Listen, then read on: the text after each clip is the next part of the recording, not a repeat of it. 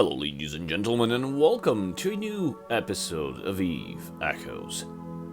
In tonight's episode of Bedtime Stories and Lore, we will continue to investigate the 24 trinkets that were introduced as part of the Fading Stars and Golden Age event.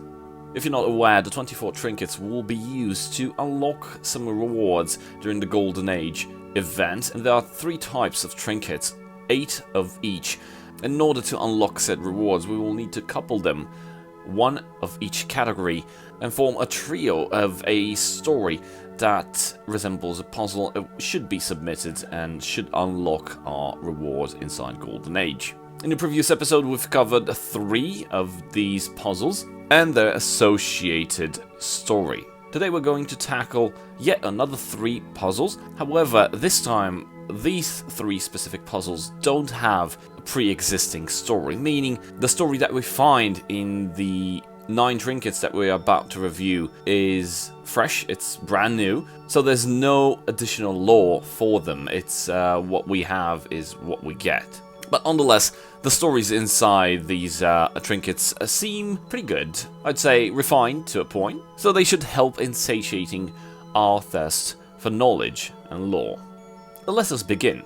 For the first puzzle, we will investigate the story related to the Minmatar Rebellion. To give you context, the Minmatar Rebellion, also known as the Great Rebellion, was a successful slave revolt that occurred in the year 20 before the Yule Conference. That is 20 years prior to the establishment of Concord, of which we discussed in our previous episode. Now, this rebellion happened in the midst of the Mmorpg War. In the first episodes ever from this Bedtime Stories and Lore, we tackled the 5 empires. We gave a little bit of background and context for each and every one of them, and we also had an episode in which we talked about the Jove. Now, in one of those episodes, and if you hadn't watched them, I invite you to check out the Bedtime Stories and Lore playlist. We did talk about the Mmor after encountering the Galente, the Kaldari, and the Jove, decided that it needed to make a display of force, like to prove that they were the chosen of God and they were the mightiest of the empires, and they chose to set an example of the Jove. And we did talk about the Amarian navy attacking, or at least attempting to attack, the Jove in a battle that took place in the system called Vacatias, which resulted to a complete obliteration of the Mmor navy, the first of its kind, the very first defeat and total destruction of the Mmor forces. But how is this tied to the story that we're about to tell? Well, it turns out that the key result of the rebellion was that the Minmatar successfully rebelled against the Mmor holders and ejected them from the space that would become the Minmatar Republic, right around when the Mmor navy was obliterated by the Jovians. This was the moment that they needed to take opportunity, and they did, and they managed to set themselves free. But how did the Mmor manage to enslave the Minmatar? Well, during the early stages of the Mmor expansion, after which the Mmor were the first to reclaim space travel amongst the 4 empires, that is, excluding the Jove, because the Jove already were ahead of all the other 4 empires. The Mmor stumbled upon the Minmatar. For a little over a century after their first incursion into Minmatar space, the Mmor continued to make slave raids on the Minmatar Empire. In this period, for all practical purposes, the Minmatar Empire ceased to exist, as the Minmatar colonies were cut off from Matar and eventually left empty and ruined. Matar itself entered a period of chaos, as the global infrastructure that had been created was wrecked by successive slave raids by the Mmor. Finally, in 22,480 AD, Emperor Damius III ordered the conquest and occupation of Matar. The entire Minmatar race was to be subjugated and enslaved, as with each time they had been raided, the Minmatar attempted to resist, but no power left to them could stop the Mmor from conquering their world. With the exception of a few mountain strongholds and secret resistance cells, the Mmor quite easily achieved global domination of Matar. Every remaining Minmatar colony and every Minmatar world was likewise invaded and placed under the rule of Ammar holders. For the next 700 years or so, the Minmatar lived under Ammar occupation and enslavement. Many hundreds of millions of Minmatar were shipped across the Ammar Empire as slaves. However, the Minmatar spirit had never ceased to fight back. They never succumbed to their enslavement. The Ammar always crushed any rebellion that occurred with utter ruthlessness and brutality. One important such uprising, the uprising of the Starkmanir tribe, some 450 years after their enslavement. The rebellion was so brutal that a royal heir of one of the 5 houses of Ammar was killed. The Ammar chose to make an example of it, and the Ammar navy was ordered to annihilate the planet by orbital bombardment. Later events showed that actually the genocide, while it killed the vast majority of the once largest tribe of the Minmatar, was not complete, and the spark of rebellion was still there. The Minmatar knew that one day they must all fight to be free of their overlords. And so we come to our story just a little over 250 years after the annihilation of the so-called annihilation of the Starkmanir tribe. The 4 great star empires of the Ammar, Caldari, Galente, and Jove had come into contact with one another. The Jove had limited their contact with the others, and while it was clear they were technologically advanced, their true capabilities and motives were a mystery to the other nations. The Galente Federation and the Caldari state, for their part, were still at war, but their conflict had bogged down into a stalemate.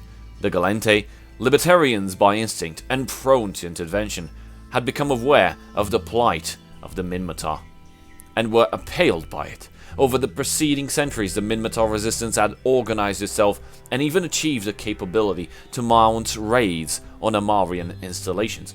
The Galente Federation secretly aided this resistance in every way it could. Against this background, the Ammar Empire was feeling increasingly uneasy at the presence of several rival powers along its borders. As so often before, the Ammar decided that they must act according to the doctrine of reclaiming, and chose the Jove Empire for a demonstration of Ammarian might. The Ammar had concluded that the Jovians were hiding weakness behind a cloak of mystery and a few minor technological advances. Consequently, in the year 20 before the Yol Conference, the Ammar sent a fleet of 200 warships to a system they called Vakatiath, a fringe holding of the Jove Empire, where the Ammar intended to crush the Jovian presence and begin a new campaign of conquest. The Ammar had not been shy about the matter of their intention, and all their propaganda for weeks past had made it clear they intended to act against Jove. For their part, the Jovians had made sure to infiltrate the highest level of the Ammar government and military. When the Ammar fleet entered Vakatiath, the Jovians were waiting. The ensuing battle at Vakatiath was notable in several ways. It was the first defeat, and a crushing one at that, of an Ammar war fleet by another race. It was the first and last time that the Jovians actually engaged in battle with another race, at least so far as the other races knew. And it was the first and the last time that the Jovian mothership was seen in battle. The Ammar reaction to their defeat was actually quite stunning. They were about to prepare for a second, larger fleet to attack the Jovians. However, at this time, as news of the first Ammar fleet's defeat spread throughout the Empire, the Minmatar resistance sent the signal to their people to rise up against the Ammar. Faced by a large, well-equipped rebellion on multiple worlds, the Ammar had no choice but to sue for peace with the Jovians and see to the flames spreading across their empire.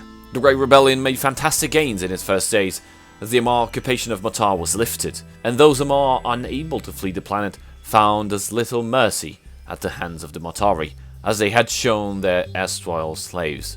The Ammar occupation fleet was driven out of Pator in some disarray, the shock of the defeat at Vakatiath seemingly deeply demoralizing the Ammar military.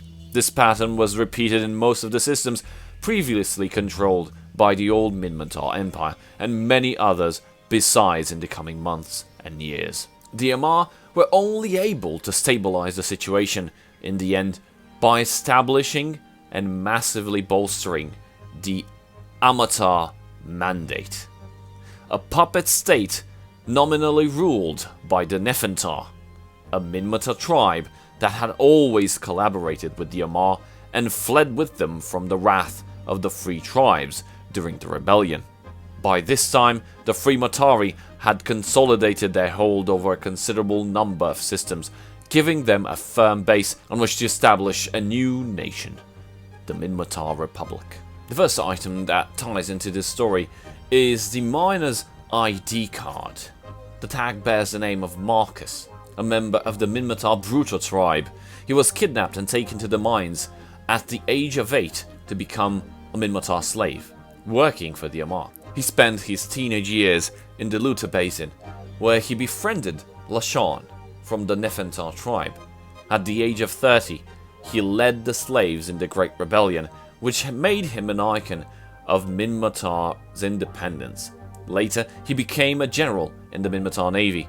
He died at the age of 43 during a battle against traitors. Now, without having the context of the story of the Minmatar Rebellion, the one that I just mentioned earlier, you wouldn't have been able to understand exactly some key elements in what the tag tries to describe. We learned that the Nefertar tribe had become the Yamatar Consulate, which was a puppet state inside the Amarr, made up by Minmatar that accepted the Amarr ways. The Nefertar tribe were viewed as traitors in the eyes of the Minmatar Republic. The second item in this puzzle is represented by the data card that bears the title A Letter to the Yamatar Consulate. To Lashawn, my dear brother. How's the Amarians treating you, old friend? I can imagine the way you sit in the Yamatar Consulate office, drinking expensive wine while glancing over this letter. It's been a long time since we last saw each other. With this letter, I want to ask, do you still remember the day we met? I should have left you to die in the mining disaster. I had many opportunities to make my move in the mines, in front of the boiler, on the slave ship. Even the time we fought over a girl at that dingy bar we used to go. But we were brothers at that time. Who would have thought that you would one day choose to be a Namatar instead of Nefertar and continue to enslave our people? Lashawn, you traitor, one day I'll succeed in taking you down with my own hands. Think about it. Who's more suited to this task than me? For Nefertar, for Bruta, for Minmatar, enjoy your last moments and dread the day when you see me again. Yours sincerely, Marcus. We learn from this mini-story that Lashawn had chosen the way of traitors and sided with the Amarr, and for that, Marcus hated him. But it was a bittersweet hate, because, as Marcus describes, while they were enslaved in the mines, they became brothers. This is such a sad and unfortunate story. The third item from this puzzle of the Minmatar Rebellion is the AMD-3 handheld mining drill. Is a crude piece of mining equipment. It's what the Amarians issued to slave miners from the enslaved Minmatar tribes. Usually, drills like this have the name of the miner engraved on them. However, this particular example has the name scratched off. This is most likely the drill that belonged to Marcus, as he was the one to lead the Minmatar Rebellion in the Luta Basin. The mining drill belonging to Marcus is a relic of the past. Moving over to the second story of today. This lore entry is also new and does not have any background, any information at all. Actually, the information about Yan Jung is extremely rare. However, given the fact that Eve Echoes is a parallel universe that managed to split off from the main universe when Caroline's star exploded in Joe space, here, history happens a bit different. Here, in recent times, the Yan Jung, one of the ancient races that colonized New Eden before the Eve Gate collapsed, has returned. The Yan Jung disappeared from the New Eden cluster sometime in the past. They were masters of graviton technology, so it is implied that they probably used gravity manipulation in order to achieve faster-than-light travel and set course to find a new home. The first relic of the story is called Academy President Work ID. Wu Ming, a giant in Yan Jung scientific field, founder and first president of the Academy of the Departed. He created the collective consciousness, You, and was the one in charge of maintaining it. He is the embodiment of Yan Jung's academic spirit. He was part of the decision-making progress of almost every major affair in the Yan Jung. But then, he suddenly left and vanished without a trace. Yan Jung, his junior fellow apprentice, became the one in control of the Yan Jung fleet. The second item of this specific story is a data card called Scientist's Diary. I have not slept for days. I watched the golden globe in the center of the room, there with everyone's consciousness flowing inside. However, it's been silent for too long. I'm afraid a lunar eclipse is coming. People are connected to each other in this core of consciousness. Our time in the real world flies by so quickly, but in Yue, each moment is stretched close to eternity. But you must forgive me for cutting my connection. I have to measure each and every star with my own eyes. Children of the Academy of the Departed, you did not begin your life connected to others. You came into this world alone, and alone you will be when you illuminate the night sky. The Academy of the Departed being highlighted is a clear indication that it ties into the Academy President tag. Now, the third and final item in this story is represented by the consciousness uploading implant. The description reads, a brain implant used to upload a person's consciousness into a cloud server array. Through the power of the quantum computer Yue, the brain signals of the yangjung travel between individuals at every waking moment, forming a collective consciousness. Everyone, yangjung, is closely connected with each other. I must say this is an interesting story, as it probably tries to explain how the yangjung, in their journey, or at least their travel towards a new home, were trying to find a way to live so that they can see their destination. From what we know, the Jove used to have cryogenics, and they used to be frozen or in deep sleep, the sleepers that use the construct. However, the yangjung seem to had developed the collective consciousness using some brain implants, and that's how they managed to survive their journey. Moving over to the third and last story of today's episode. The first item of our third story for today is the Commander-in-Chief's command card. Yan Jung, Commander-in-Chief of the Yangjung fleet, leader of the Great Voyage. In 9055 AD, he led the Yangjung fleet through a wormhole to leave New Eden and embarked on a journey in search for their home amongst the galaxies. After wandering for a long time, the Yangjung eventually stopped in a black hole system.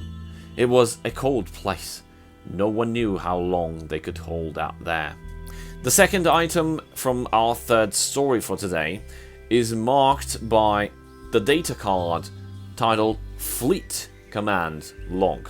That year, a Yangjung fleet assembled from many places set off from New Eden and embarked on a magnificent journey. The massive fleet traveled through a wormhole and arrived in a vast empty space. Following the guidance of the Sun Chaser navigation system, we passed one star after another and left a winding trail on our star charts. 100 years ago, the Eve Gate collapsed, reducing all possibilities to null. Yangjung's only choice was to leave New Eden. It will take us a long time to complete the Great Voyage. I have ordered everyone to upload their consciousness if possible.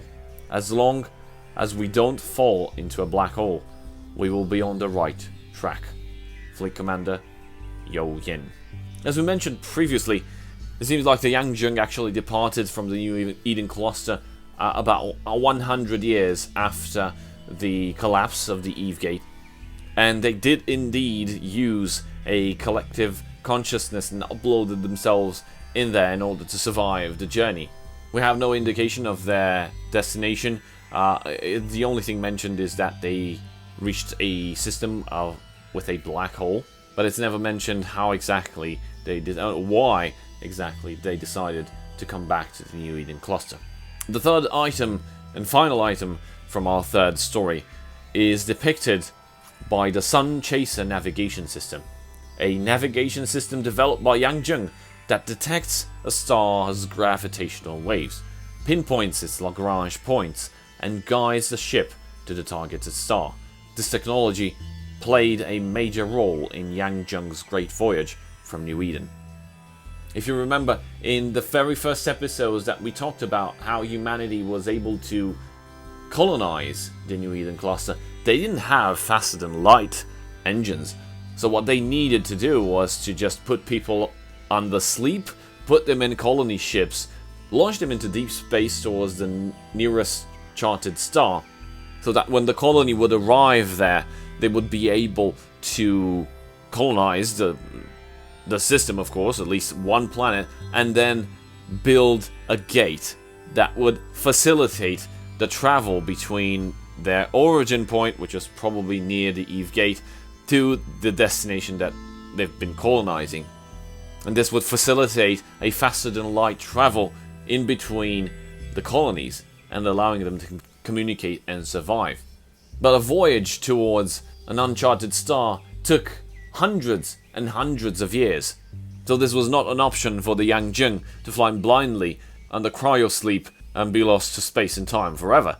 No, they had the Sun Chaser navigation system, which allowed them to jump to stars where the navigation system was able to identify. This is a technology that we'll be getting soon, at least I think in a couple of weeks. That's it for today on Bedtime Stories and Lore. I hope you guys learned something. Thank you guys for watching. A very big shout out to my channel supporters, and I'll see you guys next time. Cheers.